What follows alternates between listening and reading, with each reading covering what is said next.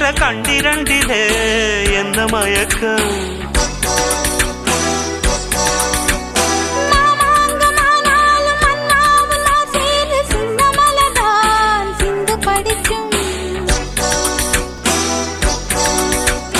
கையோடு கை சேரும் கல்யாண வைபோகம் கண்டு கழிக்கும் காலம் பிறக்கும்